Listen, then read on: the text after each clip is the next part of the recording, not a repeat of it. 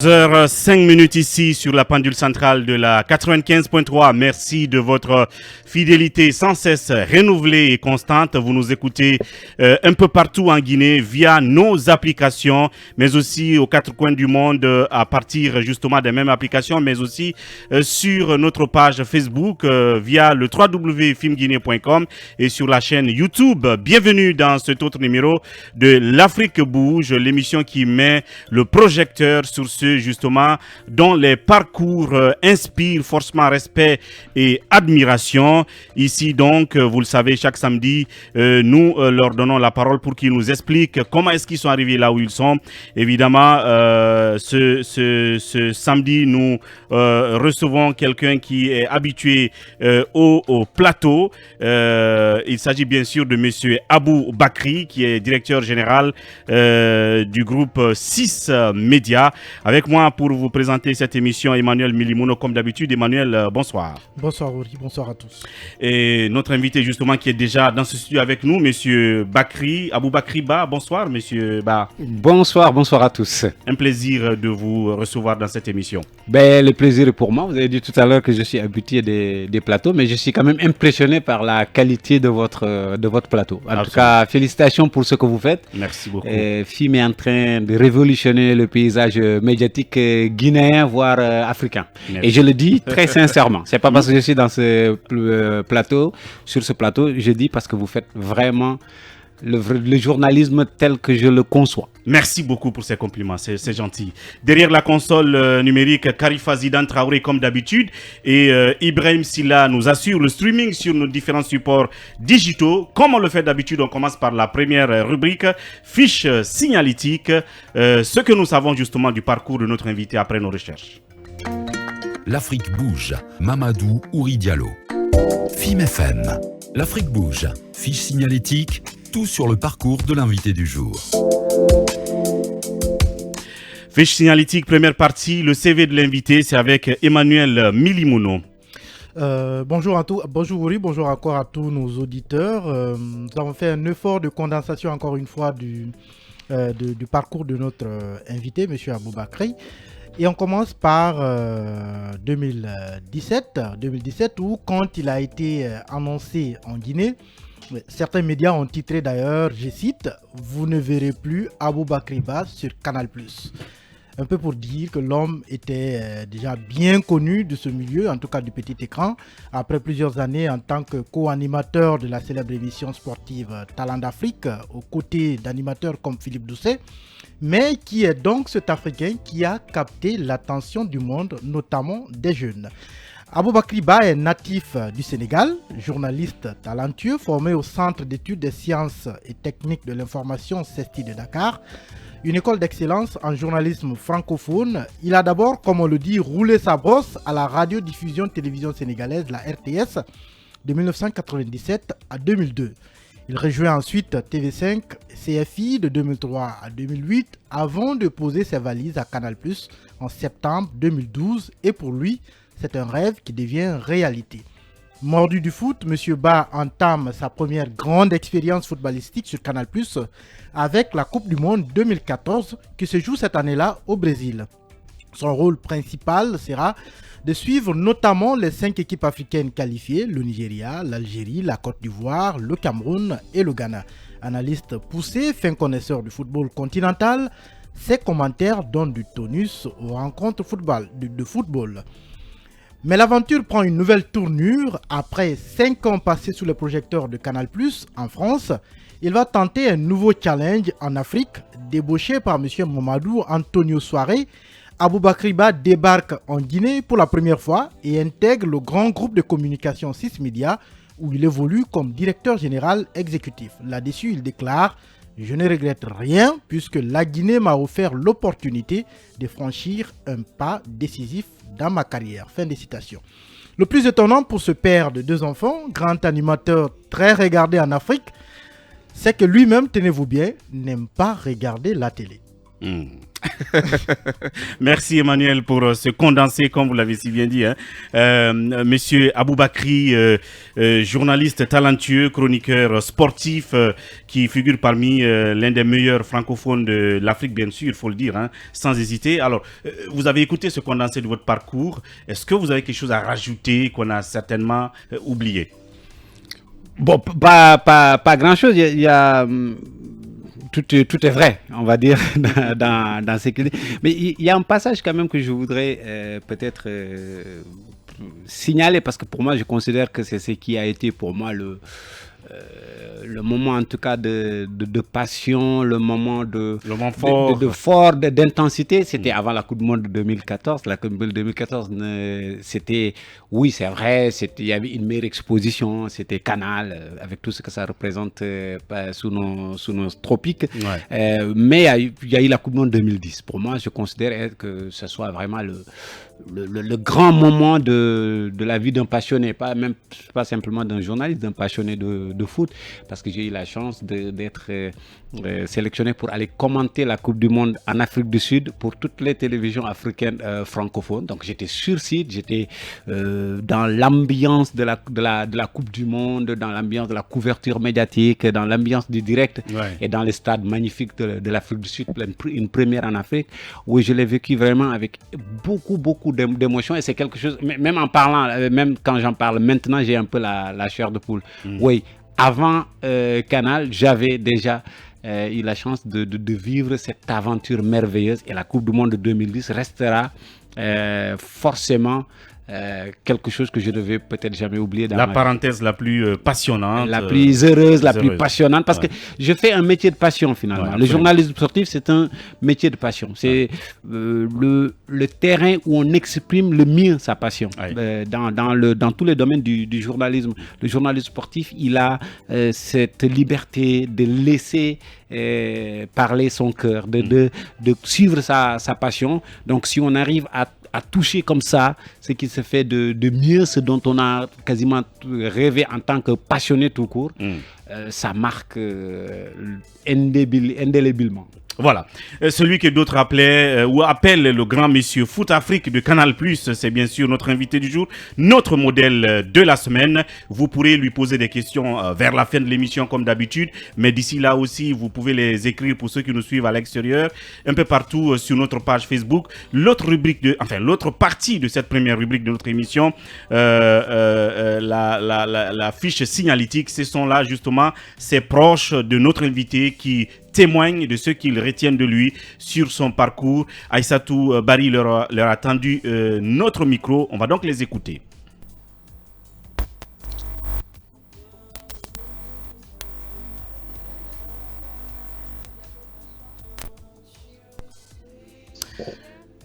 Voilà, je crois qu'on a un petit souci. On a un petit souci technique. On va revenir et rester justement avec notre invité le temps qu'on ait le bon son ou les bons sons de ce côté. Vous allez continuer justement à nous parler de votre parcours.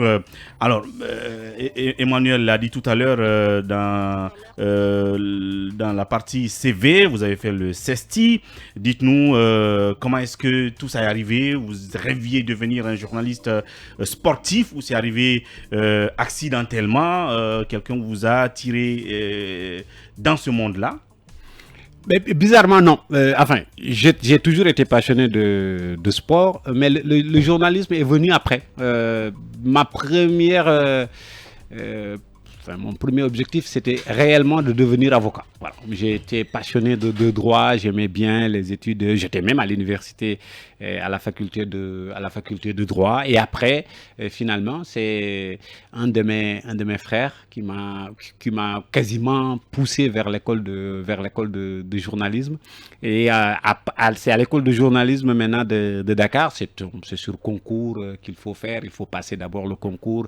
Et puis quand je suis arrivé à l'école de journalisme, j'ai eu la chance d'avoir aussi un professeur qui était journaliste sportif. Et puisqu'on se côtoyait souvent dans les stades après les cours et tout, mais pourquoi qu'est-ce qui t'empêche de te lancer? Parce qu'à cette époque-là, un journaliste sorti de CESTI ne faisait pas forcément du sport parce que c'était un journaliste, le journaliste sportif n'était pas considéré comme peut-être il est considéré aujourd'hui. Je me dis, mais il n'y a pas de honte à être journaliste sportif, tu connais le sport, tu es dans une très bonne école, pourquoi pas? Et puis là, ça a commencé. Donc, quand j'étais à la RTS, je faisais un peu de tout. Je faisais le journal, je faisais de la politique, économie, j'étais reporter. Et puis, progressivement, j'ai suivi, comme on dit, mon destin. Voilà. Il y avait le sport qui m'a jamais quitté. Il y a eu le journalisme et ça tombe bien, il y a un terrain de convergence, journalisme-sport, ça s'appelle journalisme sportif et je me suis lancé dedans. Je dois même corriger d'ailleurs parce que ce prof, je ne sais pas s'il va m'entendre un jour, il risque de me tirer les oreilles.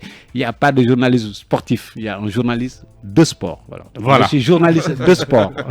Bon, c'est devenu un langage courant, il faut peut-être l'accepter comme ça. Les trucs académiques, il faut jouer sur les mots, mais c'est mon professeur, je respecte. Et vous retenez la leçon. je respecte. Il y a un passage aussi dans ce que vous appelez le CV. Quand j'ai fini le CESTI, quand je suis parti à la RTS, il faut dire qu'il y a eu le passage TV5, CFI TV5. En fait, je n'étais pas parti pour travailler pour TV5. Après 5 ans à la RTS, je suis parti faire des études supérieures en France. Donc, j'étais parti à l'Institut français de presse pour faire un 3e cycle de communication. Et je me suis inscrit à la Sorbonne pour faire un master de sciences politiques.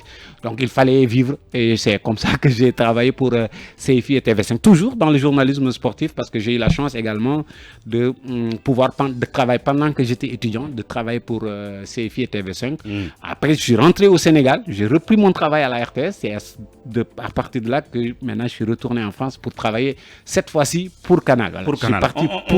On va revenir peut-être sur le pan Canal tout à l'heure avec tous ces brillants animateurs que vous avez côtoyés, dont notre compatriote Kaba Diawara. Donc on va écouter vos proches, leurs témoignages et derrière nous reviendrons.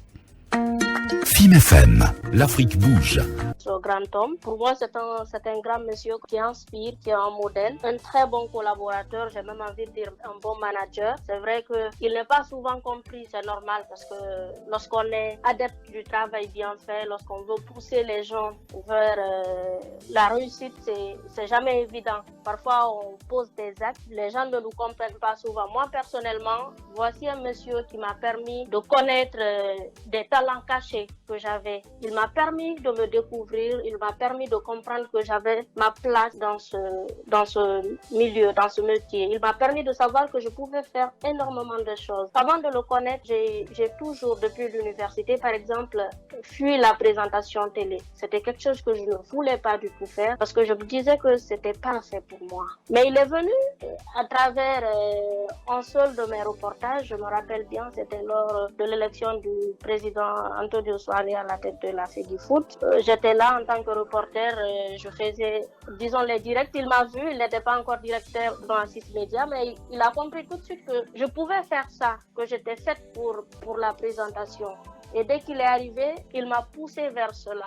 C'est quelqu'un qui a révolutionné le travail à Assis Média. Avant qu'il n'arrive, il y avait énormément de choses qui avaient été faites, il faut le reconnaître, mais il y avait beaucoup de choses qui restaient à faire. Il nous a amenés vers le direct, il nous a amenés à comprendre comment organiser, comment réussir une émission avec des chefs d'édition. C'est quelque chose qui est nouveau, qui est inédit. Ça fait des années que je suis dans ce métier, je ne l'avais jamais vu aujourd'hui. C'est tout cela, tout ce savoir-faire qui nous permet à nous tous qui collaborons avec lui d'arriver à faire ce que nous faisons aujourd'hui. Ce qui me marque chez Aboubakry Ba, c'est un homme, c'est un humain, c'est quelqu'un qui est très sensible à ce qui arrive à ses travailleurs. Et pour moi, c'est quelque chose de très important. Malgré tout son vécu, avec tout ce qu'il a connu, il a travaillé en Afrique, il a travaillé en Europe. Ce métier, il n'a aucun secret pour lui, mais c'est quelqu'un qui a su rester humble, qui s'amuse avec tout le monde, qui sait après, lorsqu'il le faut, hausser le ton et remettre les choses à leur place. Parler de lui, ça me fait plaisir. C'est vrai que c'est pas souvent que je lui dis tout ce qu'il représente pour moi. C'est un homme que je considère comme un papa. C'est quelqu'un d'extraordinaire. FIM FM, l'Afrique bouge. Oui, Aboubakry Ba, je pense que c'est un compagnonnage depuis de 20 ans, non plus. Aboubakry, on s'est connu d'abord étant jeune dans la région de Matam, d'où nous venons, dans le Fouta au Sénégal. Lui, il est originaire de Matam, moi de Canel. Voilà, on a fait une même école de journalisme, on a fait les 400 coups ensemble. Aboubakry a été toujours quelqu'un de très ambitieux, quelqu'un qui a toujours été au diapason de la culture, qui aimait d'abord beaucoup de football. Ça ne m'a pas surpris qu'il devienne journaliste sportif. Nous avons travaillé donc au CST, nous sommes sortis de la même année. Lui, il est parti à la radio-télévision sénégalaise de la RTS. Moi, je suis allé dans le privé. Je fais le groupe Al-Fadjiri avant de quitter, de mettre en place avec Riyou Ndour le groupe Futur Média. Après avoir quitté le groupe Futur Média après 16 ans, d'être dans le groupe maintenant qui s'appelle le groupe E-Média avec d'autres confrères. Donc, j'ai toujours su qu'Aboubakry, c'est un modèle. Quelqu'un de rigoureux et qui avait mis en place le travail, l'honnêteté dans le travail. Quand il a été journaliste à Canal Horizon, j'étais très fier de lui parce que je me retrouvais dans ce qu'il faisait. C'était mon camarade de promotion. J'étais fier de dire Aboubakry, c'est mon camarade de promo parce que la promotion que nous avions, cette 25e promotion, était l'une des promotions peut-être les plus aguerries du CST. De retrouver aujourd'hui en train de diriger un groupe de presse CSTV en Guinée, ça ne me surprend pas parce qu'il est dans son domaine. Il est très rigoureux, il est très professionnel. Il fait toujours le travail proprement. Et je pense que c'est important que des jeunes comme lui, africains, qui étaient en Europe, reviennent en Afrique, travailler pour l'Afrique. Je pense que l'Afrique en a besoin, les jeunes africains en ont besoin, la génération de jeunes journalistes en a besoin. Et je pense qu'il y a un secret dans le métier. Il faut se former, travailler, être rigoureux, être honnête. Et puis, il n'y a pas de raison qu'on ne puisse pas percer dans ce métier. FIM FM, l'Afrique bouge. Aboubakry, c'est mon jeune frère. Donc, Aboubakry, c'est une fierté pour toute une famille, un quartier, toute une ville. À ce que je cherche, c'est l'un des premiers à embrasser le métier de journalisme télé dans la ville de Matam, située au nord du Sénégal. Donc, l'effet catholique étant, il a très tôt servi de modèle pour beaucoup de jeunes. Avant même de se lancer dans ce métier, je peux dire qu'Aboubakry a inspiré beaucoup de gens. Personnellement, même étant mon cadet, je peux dire qu'il a, dans une certaine mesure, contribué à mon développement professionnel. Car après mon bac, j'ai été orienté au département de géographie de l'UCAD où j'ai suivi des études en géographie jusqu'à la maîtrise. Pendant ce temps, lui, il était admis au CST, l'école de journalisme de Dakar, juste après son bac. Il a donc commencé à faire ses premiers pas à la RTS comme stagiaire. Ses débuts prometteurs m'ont poussé dans une certaine mesure à m'intéresser moi aussi au métier de journalisme et de faire le concours du CST. Donc nous sommes deux journalistes dans la famille, mais je peux dire que c'est lui la vedette parce que moi j'ai fait la presse écrite et nous de la presse écrite, nous travaillons un peu dans l'ombre, comme on dit. Donc Aboubakry, je peux aussi dire que c'est un leader né, car il a été toujours passionné par le sport. Mais n'étant pas un grand pratiquant,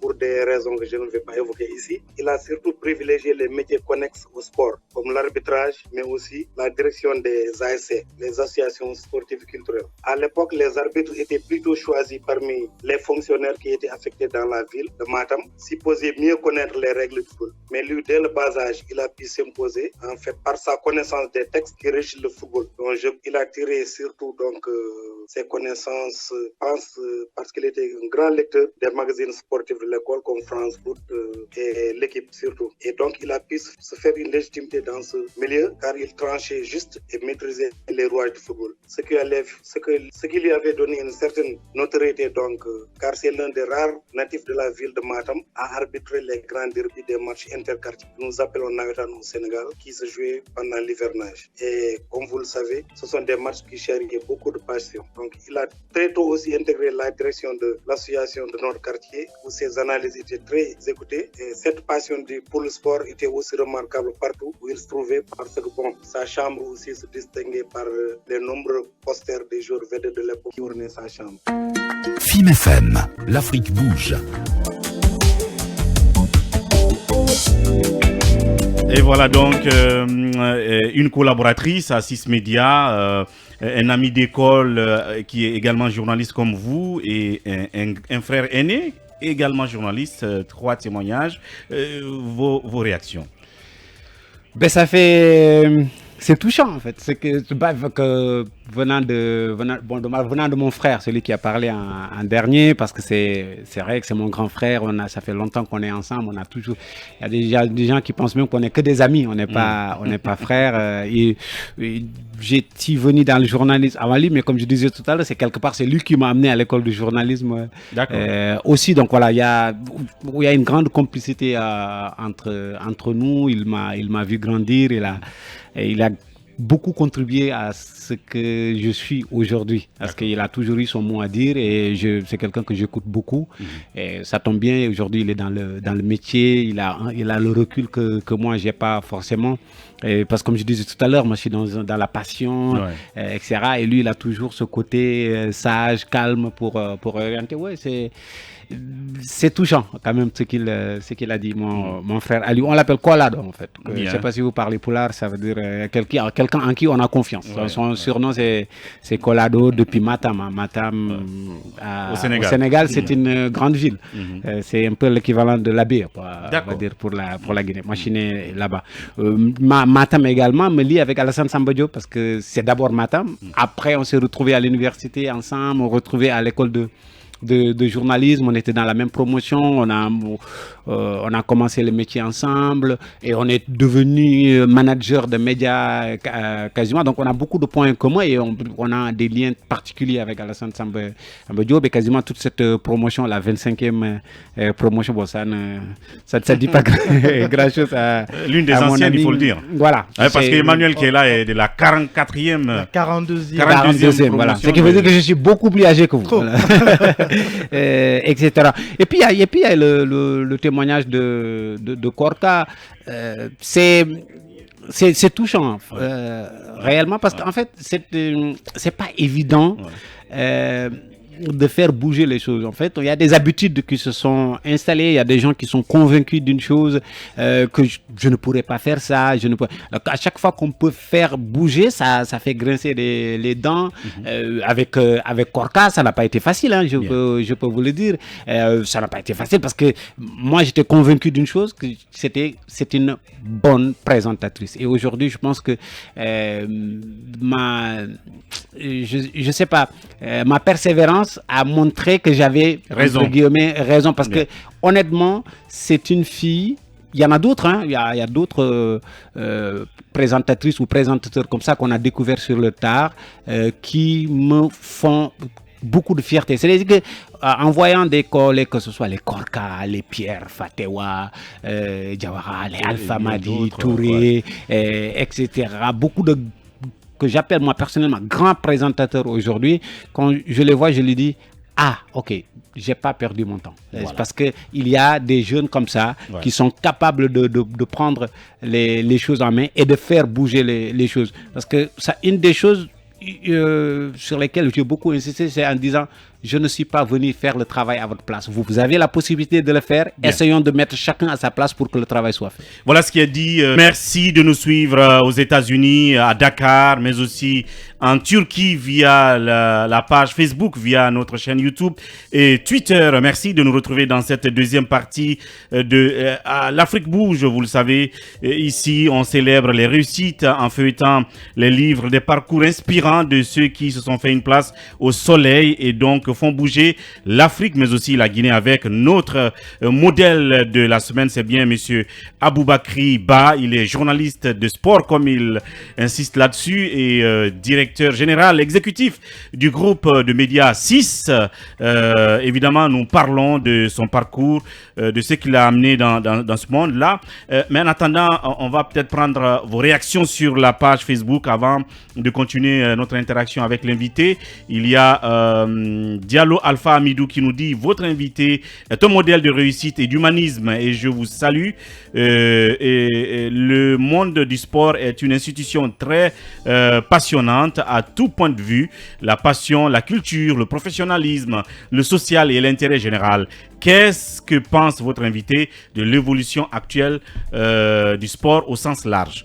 Je pense qu'il retient la question. Il va répondre peut-être derrière quand on en aura le temps. Et puis Malal Diallo qui dit: Asmawa Jean Soulé Muntari. Vous savez ce que ça veut dire? Asamoah Gyan, c'est des joueurs ghanéens. D'accord. Qui étaient un peu les stars de la Coupe du Monde 2010. Et dont vous avez vécu les grands moments justement. Hein. Il dit, je me rappelle de ces reportages. Hein. Je me rappelle de ces reportages. Il y avait beaucoup de passion, c'est vrai. Ouais. Moi-même, quand je me réécoute, je me dis non, c'est pas moi. En Afrique du Sud, bien entendu. On va continuer à prendre des interactions. Aziz Boudel, bonsoir Fim, je salue Boubakri Ba, il fait la fierté africaine et 6 médias. Voilà ce qu'il dit, Aziz Boudel. On va continuer avec Ibrahim Silla. Bonsoir, qu'est-ce qui a poussé Monsieur Ba à quitter Canal Plus pour la Guinée? C'est une question et il va donc répondre à la question tout à l'heure. Peut-être le dernier ou l'avant-dernier sur la toile, Tierno le Madrien Baldé. Bonsoir Monsieur Ouri, bonsoir à tous. Très ravi d'entendre Monsieur Ba. Sur notre antenne FIM FM, le monde a suivi Monsieur Ba en 2010 lors de la Coupe du Monde. J'ai une question. Pourquoi il s'est rabattu en Guinée dans ce média? 6. Les vraies raisons. Il veut savoir les vraies raisons. C'est rabattu. Et puis Raïm Bowel Tupé, lui il est à Dakar si je ne me trompe. Il m'a donné goût de devenir journaliste passionné du foot. Merci cher compatriote Tupé qui est un Guinéen résident du côté de Dakar. Alors oui, on va continuer le parcours de notre invité Emmanuel. Autre question? J'aimerais bien justement un passage qui rejoint un peu les questions de certains de nos internautes. Le départ de Canal Plus pour 6 médias. On se pose un peu la question justement, comment est-ce que ce déménagement, si je peux le dire ainsi, a été facilité? Quitter un monde déjà où vous êtes sous le projecteur, où les moyens sont carrément différents. Vous êtes une star, comme votre grand frère l'a dit tout à l'heure. Qu'est-ce qui a facilité justement ce transfert-là? C'est une envie. J'avais l'envie de... Parce qu'en fait, ce que les gens oublient, parce que... Et ça me fait un peu mal. Les gens pensent que j'ai commencé à être journaliste en arrivant à Canal. Ouais. Mais non. Canal, j'ai fait que 5 ans à Canal. Et je suis journaliste depuis 97. J'étais à l'antenne déjà presque en 95. Quand j'étais en première année de CESTI, j'étais déjà à la RTS. 95, maintenant, si vous calculez, ça fait quand même plus de 26 ans, ça fait beaucoup. Ouais. Et Canal, j'ai fait que 5 ans à Canal. Donc, ma carrière ne peut pas se résumer à ce que j'ai fait à Canal. Franchement, je refuse. Ça fait partie d'une étape très importante dans ma carrière, mais ça ne doit pas résumer toute ma carrière. Je n'ai jamais souhaité terminer ma carrière en faisant ce que je faisais à Canal. Journaliste, comme vous l'avez vu, il y a l'exposition, on a les meilleurs, les plus grands événements, on côtoie les plus grandes stars, etc. Mais on est reporter dans la vie. À un moment donné, moi, j'avais envie de découvrir autre chose dans ce métier-là. Je vous ai dit, j'ai suivi ma passion un peu partout d'ailleurs. J'ai fait les grands événements, mais à un moment donné, j'avais besoin de découvrir ce qui se passe de l'autre côté, c'est-à-dire du côté du management des médias. Donc, c'est ce que je voulais dire. Est-ce que c'est l'envie de coacher, de manager qui a pris le dessus? Absolument. Qui vous a fait venir en Guinée, finalement? Absolument. Et on se focalise, parce que c'est une question également aussi qui me fait rigoler à chaque fois quand un Guinéen me dit mais pourquoi la Guinée? Je lui réponds pourquoi pas la Guinée? Voilà. Donc, quelque part. Non, le pays n'est pas le plus important, peut-être, même si encore une fois je ne regrette absolument pas d'être venu en Guinée. C'est un pays que je découvre, c'est un pays où il y a énormément de passion également. En tout cas dans mon domaine ça bouge énormément. On voit dans le domaine du sport tout ce qu'on peut faire. Dans le domaine du journal, c'est un paysage médiatique qui est en train de se façonner. C'est encore en cours. Participer à ce processus, c'est valorisant quelque part. Oui, c'est Canal, c'est le top, on va dire, si on veut faire du journal. C'est comme ça, c'est pour ça, d'ailleurs, il l'a rappelé tout à l'heure, quand je suis parti à Canal, j'ai dit que j'ai réalisé mon rêve. Le rêve, c'est-à-dire pour quand quelqu'un est passionné de sport, on te donne la possibilité de travailler dans ce qui est considéré comme le plus grand média de sport dans le monde francophone. Voilà, on vous a donné le Graal quasiment. Mais il n'y a pas que ça dans la vie. Dans ma manière de voir les choses, à un moment donné, il faut aller voir de l'autre côté.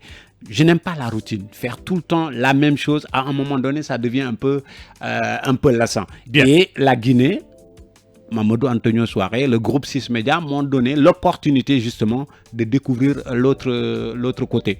Donc, qu'on arrête juste de réduire les choses. Ah, il a quitté la France pour venir en Guinée. Non, il a fait une progression dans sa vie. Il est passé de reporter à manager. Peut-être que la Guinée me permettra de découvrir autre chose. Mais en tout cas, pour le moment, dans le métier et dans les opportunités que la Guinée m'a offert, je suis vraiment très, très content de mon choix et du choix de la Guinée du coup. Voilà. Alors, la réussite, c'est sans doute le couronnement d'une série de persévérance, de courage dans un domaine qu'on a choisi. J'ai envie de vous faire revenir un tout petit peu en arrière parce que dans le témoignage de votre frère tout à l'heure, il disait que votre chambre déjà, à votre jeune âge, était ornée de posters, comme on le disait à l'époque, des grands joueurs. Moi, j'ai envie de savoir... On n'avait pas de page Facebook ou ni Instagram. Quels étaient les visages de ces grands joueurs à cette époque? Et puis, le fait que vous ayez choisi, comme il a dit, des activités connexes au football. Parce que sans doute, vous auriez voulu jouer sur le terrain. Si cela n'arrivait pas, mieux vaut être en tout cas dans le secteur, soit journaliste de sport ou où vous l'êtes aujourd'hui. Donc, je vais dire, depuis tout petit, vous avez choisi cela. Ce n'est pas venu accidentellement. Et j'ai envie toujours de découvrir les visages de ces joueurs qui ornaient votre chambre. Il y avait un peu de tout. Je me rappelle très précisément de Enzo Sifo, je me rappelle de Francis Colli, je me rappelle d'Alain Giresse, de DJ Six. DJ Six, parce que moi, quand j'étais jeune, on me surnommait DJ Six. D'accord. Mais il y a même des camarades de classe, il y a mes amis d'enfance qui m'appellent Six. Tout simplement. Aujourd'hui, je travaille avec DJ Six, sélectionneur de la Guinée. Voilà. Donc, non, il y avait un peu de tout. Et puis, énormément de joueurs de l'équipe du Sénégal. Parce que je suis resté toujours un enfant quand l'équipe du Sénégal joue. Je ne peux pas me permettre d'être autre chose qu'un fan de l'équipe du Sénégal. J'ai du mal à commenter des matchs de l'équipe du Sénégal. Ça me fait très, très mal. J'évite d'ailleurs, même quand je travaillais à la RTS, j'évitais de commenter les matchs du Sénégal. Parce que je ne peux pas être autre chose qu'un supporter. Il m'est arrivé de pleurer à l'antenne. Et en chroniqueur, vous rougissez quand c'est la défaite. J'ai pleuré à l'antenne en 2002 quand le Sénégal n'a pas gagné la CAN. J'étais persuadé qu'on allait gagner. Mais voilà, bon, c'était à mes débuts, j'étais jeune, etc. On peut dire aujourd'hui que j'ai mûri, il y a des choses que je ne ferai pas. Mais non, voilà, moi je suis resté dans la passion du football. Parce que vous avez été arbitre, votre frère l'a dit. Vous avez arbitré. C'est du réalisme aussi, parce que je ne me suis jamais voilé la face. J'étais pas bon footballeur. Je ne suis pas bon footballeur, ça c'est très clair et net. Je ne jouais même pas parce qu'avec mes camarades, j'étais quasiment ramasseur de balles. J'étais toujours avec eux pour aller jouer, mais dès que le match commence, je connais ma place, je ne peux pas rivaliser. Donc il fallait exister dans ce milieu. Je commençais par être entraîneur. À 16 ans, j'entraînais une équipe composée de mon grand frère. J'avais 16 ans, j'étais déjà dans le staff technique, j'étais le secrétaire général de l'association. Après, je suis devenu entraîneur, j'ai fait des diplômes d'entraîneur, toujours pour rester dans le foot. J'ai fait des stages d'arbitrage pour rester dans le foot. Et puis, plus tard à l'université, le métier de journalisme m'a amené à rester encore plus dans le foot. C'est tout bénef. Je suis resté dans le foot sans vraiment être un pratiquant parce que j'étais mauvais footballeur. Voilà. Et toujours le rêve qui justement devient réalité avec la persévérance. Sans doute, si Emmanuel n'a pas une question, on va passer à la prochaine rubrique. Évidemment, c'est le regard de l'invité sur son secteur d'activité, de journaliste, commentateur de foot, mais aussi du secteur de foot lui-même. C'est justement tout de suite. FIM FM, l'Afrique bouge, le piédestal, l'invité du jour se raconte.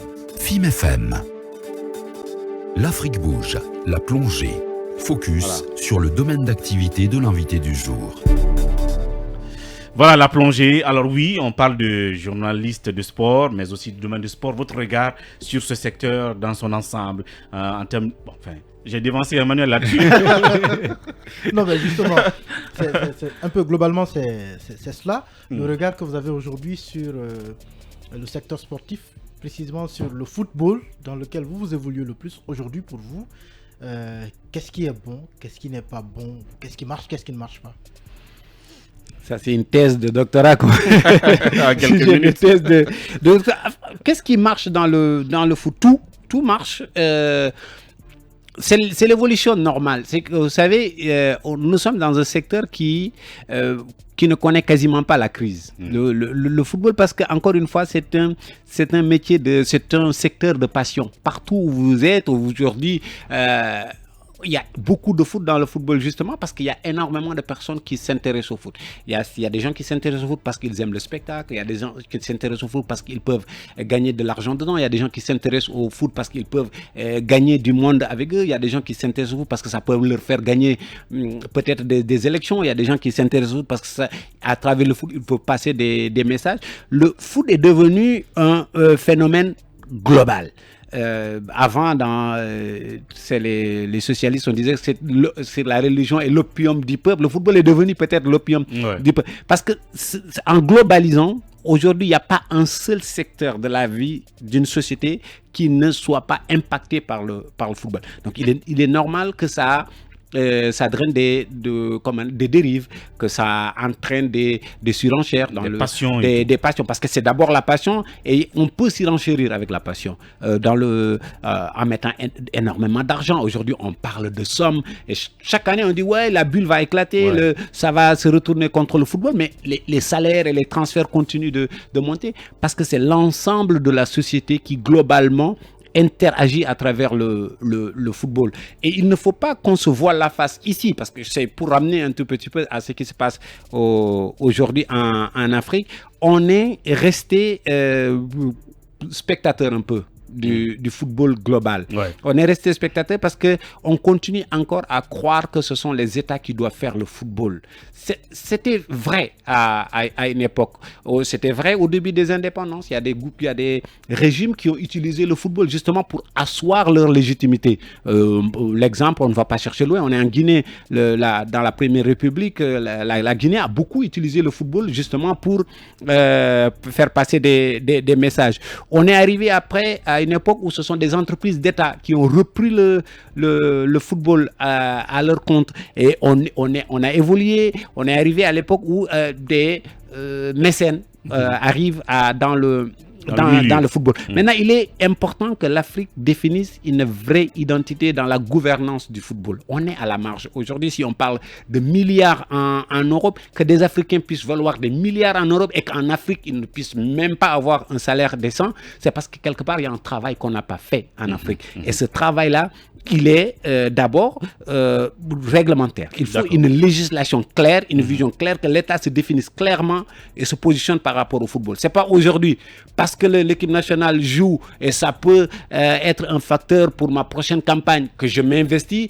Demain, il y a un club qui peut être peut-être la base future de cette équipe nationale. On dit on n'a pas d'argent, on improvise. Non, voilà, il faut être cohérent du début à la fin parce que le football, comme je l'ai dit encore une fois, tout est planifié pour arriver vers la performance. Il faut qu'on l'accepte. Ça ne s'improvise pas, la performance. Une grande équipe ne s'improvise pas. Il faut juste qu'on arrête d'attendre les résultats à organiser des réceptions à milliards, des cadeaux à milliards, alors que la préparation, on l'a bâclée. Quand je dis préparation, c'est depuis le bas âge, depuis les académies. Les académies. La formation des formateurs, l'administration du football, la mise en place de championnats décents, une politique de détection. Donc, c'est ce tout-là qui fait demain une très grande équipe nationale. C'est ce que les Européens ont compris. Nous, on est encore là à attendre. Il a ce nom, il sonne un peu guinéen, il joue à Clermont quelque chose, je vais aller le chercher. C'est pas comme ça qu'on va construire le football. Si on arrive, on veut résoudre le gap qui nous sépare aujourd'hui du reste du monde. Les États de l'Amérique du Sud ne sont pas tous plus riches que les États africains. Ils sont en train de faire des choses. Acceptons de commencer petit pour grandir. On ne peut pas décréter une grande équipe nationale. Voilà donc la plongée, le regard de notre invité sur son secteur globalement. Et cela nous amène à l'autre rubrique. C'est bien entendu la parole aux auditeurs cette fois-ci qui vont lui poser des questions sur son parcours afin qu'il réponde. Vous nous appelez sur le 81 85, mais continuez aussi à écrire sur la page Facebook pour qu'on les relaie, puisqu'il a déjà quelques questions qui ont été posées sur la page. En attendant qu'on prenne le tout premier auditeur dans la rubrique Parole aux auditeurs. FIM FM. L'Afrique bouge. Parole aux auditeurs. Le 81, 85 pour nous appeler. En attendant, il y a déjà certains qui ont posé des questions sur la page Facebook. Voilà, on a un premier auditeur, on va le prendre alors. Allô, bonsoir. Allô, bonsoir. Votre nom et vous nous appelez d'où? Je m'appelle Abdoulaye Diallo. Monsieur Abou Bakary, assalamu alaikum. Maaleykum salam. sëñ bi maa ngi lay nuyu bu baax kontaan bu baax. jaajëf waay sant naa la. waaw man Pël Fuuta laa Sénégal laa juddoo fa laa màggee mais maa ngi ñëw Guinée yàggul. waaw Pël Fuuta amul de Pël moo am waxal Pël nga rek. waaw Pël moo am voilà. dëgg la. oui waaw même barki démb maa ngi lay seetaan TFM mais kontaan naa ci yow bu baax am fierté ci yow bu baax. merci beaucoup. waaw di la souhaiter lu am solo fii ci Guinée. amiin merci.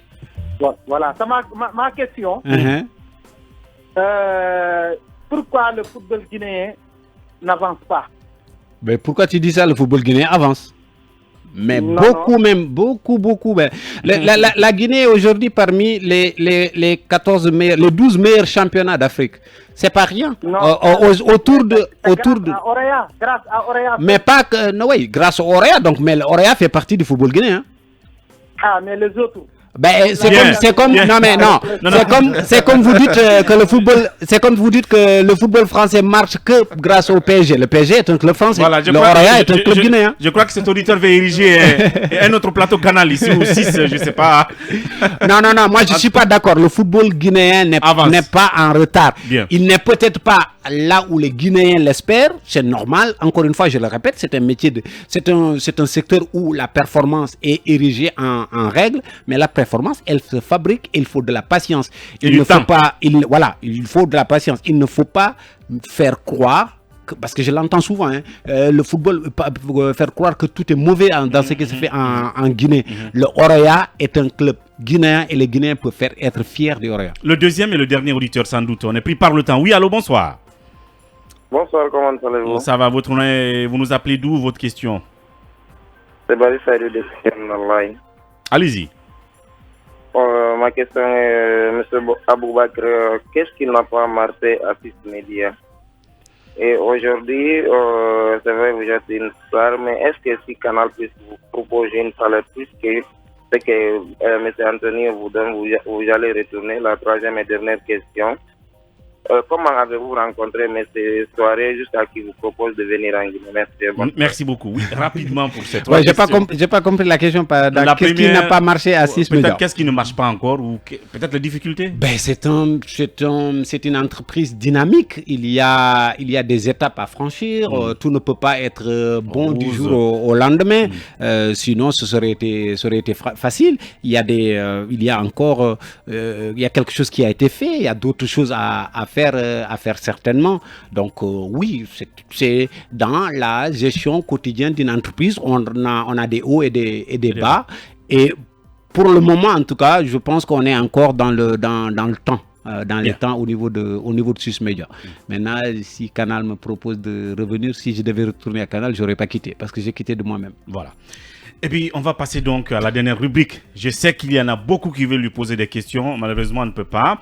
C'est une première. On l'aura sans doute pour la version télé de cette émission, parce que la télé arrive aussi. La dernière rubrique, c'est bien entendu des questions simples pour un peu joser la culture générale et tout, le mental de notre invité. C'est question de Proust. FIM FM. L'Afrique bouge. Question de Proust. Quel est le principal trait de votre caractère? La passion. On va mettre Quelle tout est dans la qualité que vous préférez chez une femme? Son intelligence. Ce que vous appréciez le plus chez vos amis? Leur loyauté. Votre principal défaut? L'impatience. Votre occupation préférée? Ça dépend. Ça dépend. Bon, maintenant que je suis un peu vieux, on va dire, je sors de moins en moins. Je lis beaucoup. Je suis devenu sage, on va dire. D'accord. Je suis devenu Quel sage. est votre rêve de bonheur? D'assister à la réussite et au bonheur de mes filles. J'ai 2 merveilleuses filles que j'adore, donc tout ce qui les rendrait heureuses dans la vie me comblerait de bonheur. Le pays où vous désirez vivre? Au Sénégal, bien sûr. Après avoir vécu en Guinée, bien sûr, j'aimerais bien vivre au Sénégal parce que j'ai une relation assez particulière avec mon pays. J'adore le Sénégal. Voilà. Qui sont vos héros dans la vie réelle?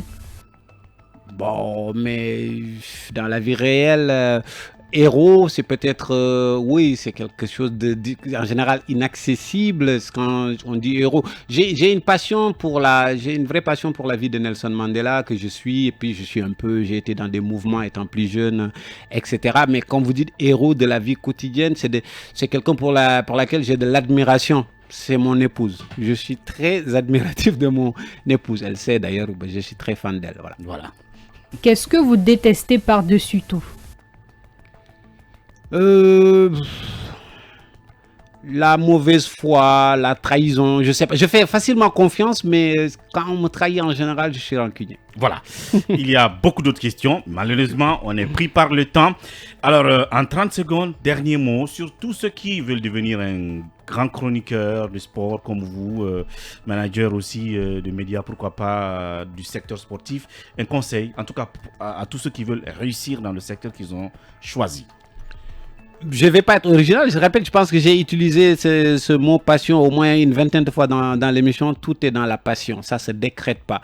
C'est des choses qui se préparent patiemment. Parce que la passion, c'est ce que tu fais généralement sans compter. C'est ce que tu fais sans sentir la fatigue, c'est ce que tu fais sans sentir un investissement supplémentaire, c'est ce que tu fais quasi naturellement. Moi, j'ai commencé il y a longtemps, comme on l'a dit, ça fait vraiment longtemps que je suis dedans, mais à chaque fois, je me suis laissé guider par la passion. Il n'y a pas de calcul particulier. Je dis que je dois le faire, j'ai envie de le faire, je peux le faire, je vais me donner les moyens de le faire. Voilà. Retenez donc ce mot à tous les gens qui sont dans le développement personnel, dans l'entrepreneuriat. La passion, une fois encore la passion pour arriver à vos objectifs, pour arriver à la réussite. C'était notre invité du jour, Monsieur Aboubakry. Merci d'être passé. Merci et à à très vous. Bientôt pour Merci. notre rendez-vous. Merci Emmanuel Milimono. Merci à tous ceux qui nous ont écoutés. Merci à Issa Toubari pour la réalisation. Merci à Karifa Zidane Traoré, à Ibrahim Silla. Ils étaient derrière la baie vitrée. On se retrouve samedi prochain avec un autre modèle de réussite. D'ici là, prenez soin de vous et au revoir.